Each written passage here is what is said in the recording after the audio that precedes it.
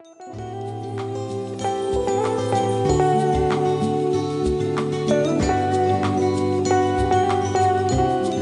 neutral is one of the most important game states in fighting games, especially in Smash 4. It is the soil that anchors down the tree of other aspects of your play and allows them to grow. If that soil is shifty or inconsistent, your tree may grow tall, but it cannot sustain itself and it will crumble under stress.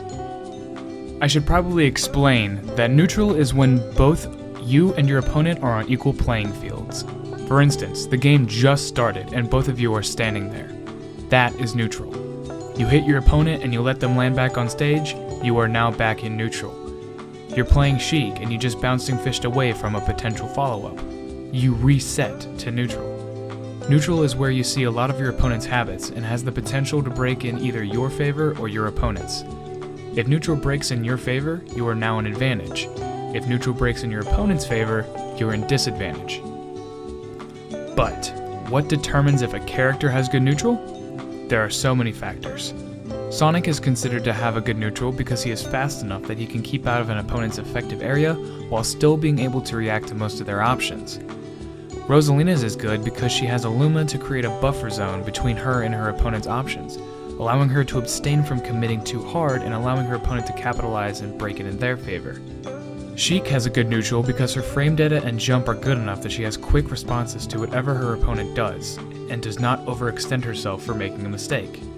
Peach has a good neutral because her movement is ambiguous enough that it is hard to predict what option she will choose next. Cloud has a good neutral because the threat of limit growing is enough to scare opponents into approaching into his large and safe hitboxes. And Game & Watch doesn't have a neutral at all! But what makes a player's neutral good? That is a much harder question to answer because there are so many different aspects. A character can only give you the ability to have a good neutral, it cannot do the neutral for you. Unless you're Diddy. I get asked frequently, how do I improve my neutral? How do I make it better? This is a very hard thing to explain, and honestly neutral is the hardest thing to teach since so much of it has to do with your own sensibilities as a fighting game player. Because of this, I'm going to attempt to break it down one aspect at a time. This first video will be about what I believe is the hardest part of neutral for a new player to learn: option management. What is option management? Well, in Smash and every fighting game, your character and your opponent will always have a certain number of options, depending on the situation. Some of these, like ledge options or tech options, relate to advantage and disadvantage states more than neutral. Things like your normals, your tilts, your jabs, your aerials, projectiles, and your jump are more related to neutral play. The biggest flaw I see in a new player's neutral is that they always want to press buttons, specifically the A button. This is not a good habit to get into. I'm going to say something that I will continue to harp on for this video and probably all other neutral guides I ever do. Sometimes doing nothing is the best thing to do. Now obviously I don't mean you go AFK, but this is the most important part of option management. Before you get into things like your opponent's burst area, and shadowing, and bait and punish, and all other advanced nuances of neutral play, you have to keep your options open first. I'll use Fox as an example, because he works really well to show this.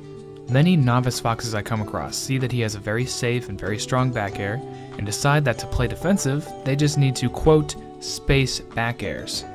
This is a bad idea, and I'll explain why. Smash is a relatively balanced game, and there are not too many moves that dominate a matchup so much that you can simply spam it over and over to keep someone out.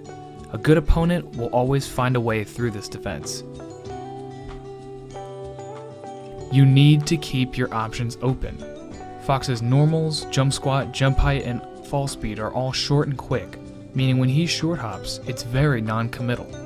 He has almost immediate access to all of his aerial options right there, and if the situation does not call for it and he chooses not to use them, his fall speed will ensure he gets his grounded options back in less than half a second.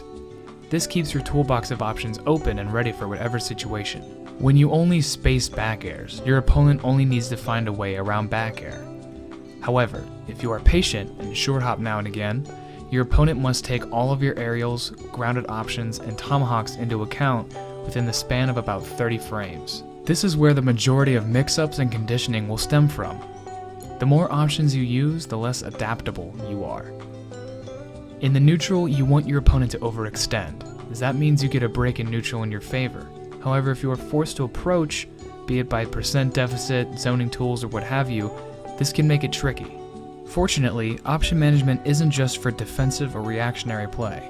It plays a huge part in managing to play aggressive without overextending yourself and getting punished. I see a lot of new players go in with attacks simply hoping they will hit their opponent, only to get punished and put back in the same position they were in before, only with more percent tacked on. When playing the neutral aggressively or approaching, you have to keep your options open while moving forward.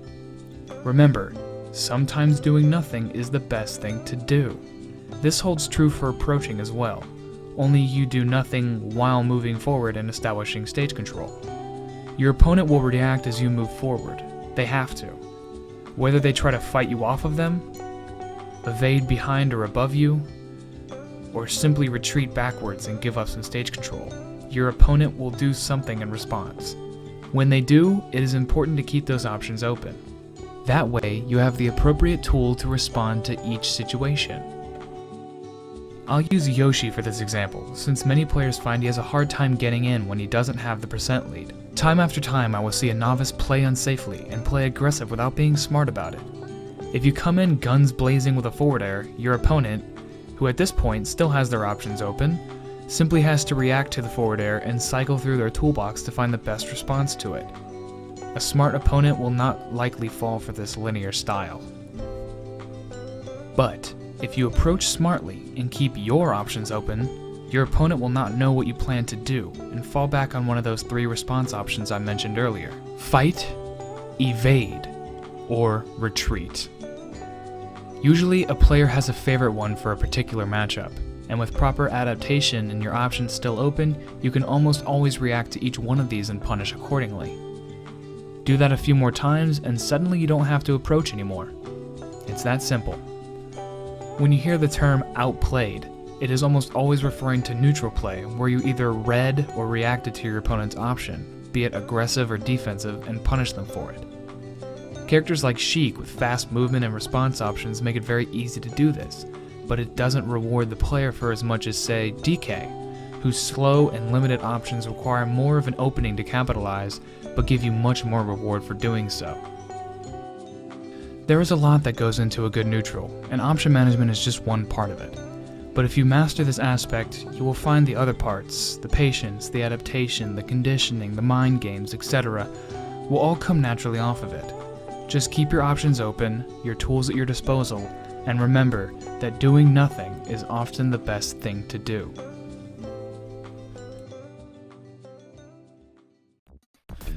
Alright, so that was my first ever neutral guide. This one was a little hard to write and explain, but I feel it came out alright. I fully intend to make more later on for the other aspects of neutral play, but I thought this was a good place to start. If you have any idea for guides you want to see me do, leave it in a comment or tweet at this handle. Thanks, and I'll see you later.